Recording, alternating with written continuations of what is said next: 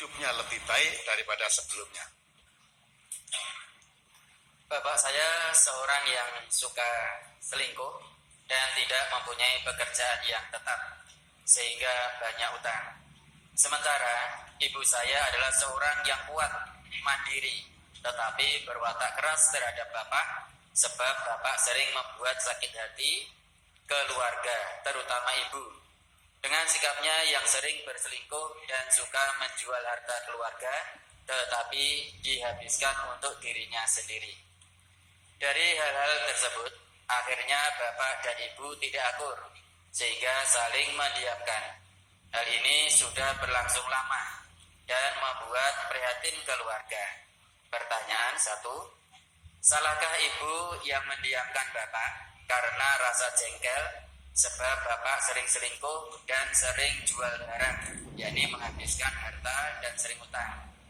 Mohon nasihatnya agar bapak dapat kembali ke jalan yang benar, sebab bapak juga menyimak kajian akad pagi ini. Mohon nasihat juga bagi ibu agar bisa rukun kembali dengan bapak Ustaz.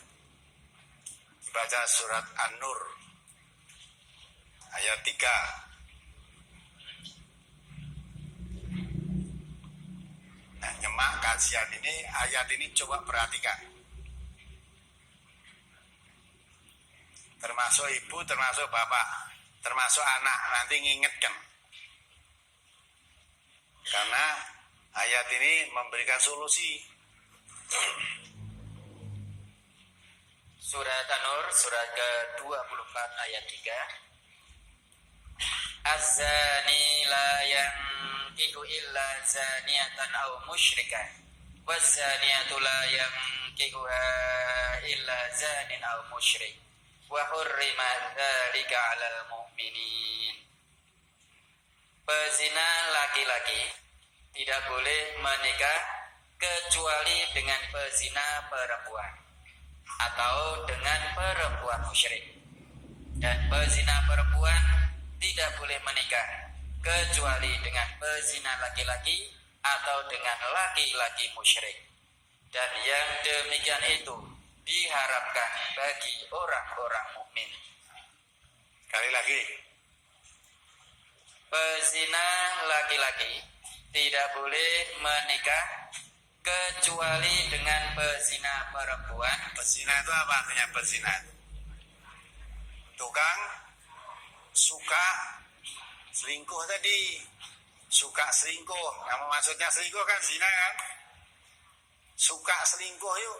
Orang mau selingkuh pisan tertobat gak suka. Tadi senengane zina, gak suka selingkuh. Orang yang tidak kerja kok suka selingkuh. Nah, wanita diselingkuhi nganggo bayaran apa ora? Pakai bayar nggak? Nah, mesti bayar. Lah tidak kerja kok bayar. Mula sugih. Sugih apa tadi? Utang. Utangnya dienggo bayar apa? Nah, bayar kaya ngono kuwi lho. Padahal sebetulnya punya seperti itu yang halal punya. Kenapa? Suka bayar yang haram. Terus? Atau dengan perempuan musyrik. Nah, pantasnya orang suka zinai, ya. Kalau mau punya istri yang suka zina juga. Dari pelacur laki-laki, cocoknya dapat pelacur perempuan. Pelacur perempuan, cocoknya ya dapat pelacur laki-laki. Nah, kalau itu dilakukan orang mukmin bagaimana? Terus. Dan pezina perempuan tidak boleh menikah kecuali dengan pezina laki-laki atau dengan laki-laki musyrik. Ya, ini ditutup oleh akhir ayat ini, ya. Dan yang demikian itu diharamkan bagi orang-orang mukmin. Wa hurima dzalika 'alal mu'minin. Yang demikian itu diharamkan untuk orang mukmin. Maksudnya orang mukmin diharamkan.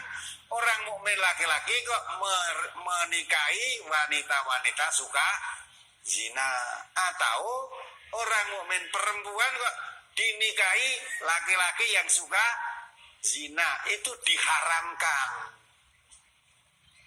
Diharamkan ini berarti kalau dilakukan gimana? Dosa. Kalau kembali pada ayat ini berarti suami istri tadi sudah tidak halal. Ini Allah yang mengatakan, bukan saya. Ya, nanti buka di rumah, ayat ini dibaca berulang-ulang. Jadi kalau meneng-menengan aja, wong itu apa-apa haram itu menurut Quran. Ya. Nah kalau suami istri, suaminya suka zina, istrinya tetap baik, berarti istrinya ya sama itu. Wis Pak, nek kowe ora puas karo aku, ya kamu cari yang lain boleh, tapi nanti saya tak juga cari yang lain. Wes status suami istri saya dan kamu, tetapi untuk memenuhi itu cari sendiri-sendiri lagi. Nah, itu podo dini. Maka Allah katakan haram. Yang demikian itu dijalani oleh orang mukmin hukumnya haram. Maka kalau laki-laki suka zina haram bagi perempuan yang mukmin. Kalau perempuannya yang suka zina haram untuk laki-laki yang mukmin. Haram itu tidak boleh dijalani. Nah, maka walaupun resminya belum menjatuhkan talak, belum menjatuhkan cerai, tetapi menurut agama itu sudah tidak halal. Tidak halal. Apalagi ya kalau dianggap masih itu utang-utang, akhirnya malah ngambilin juali barang-barang yang di rumah. Tentu yang kerja tadi istrinya, katanya suaminya tidak bekerja. Jadi barang-barang di rumah yang bekerja istrinya. Akhirnya dijuali oleh suaminya untuk memenuhi nafsu seksualnya. Apa yang diharapkan mata? Maka itu kan diteruskan mesti hancur. Karena itu diharamkan oleh Allah. Sesuatu yang haram kok diterjang mesti membawa malapetaka di dunia maupun di akhirat. Nah, coba dipikir, salahnya kamu tekon. Ya, tak jawab pura dari saya, jawabnya dari Allah ini kok. Dan nanti kamu kaji juga, baca ulang-ulang. Akhir ayat itu wa hurima dzalika 'alal mu'minin. Itu haram untuk orang-orang mukmin. Jadi ibu-ibu itu kalau suaminya suka zina, udah haram jadi suaminya. Bapak-bapak juga begitu, kalau punya istri kok suka zina, udah haram jadi istrimu. Pantasnya orang zina itu ya dapatnya orang zina atau orang musyrik. Orang musyrik itu kan calon penghuni neraka. Dosanya tidak diampuni, amal kebaikannya hapus, tempatnya di neraka orang musyrik. Lah orang zina itu ya sukanya tempatnya di neraka, karena zina itu termasuk minal kabair, bagian dari dosa-dosa besar itu.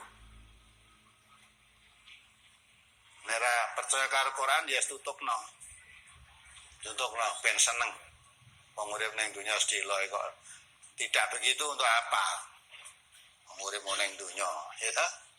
Senes mati rak ra iso zina, iya mumpung sisa tutupno.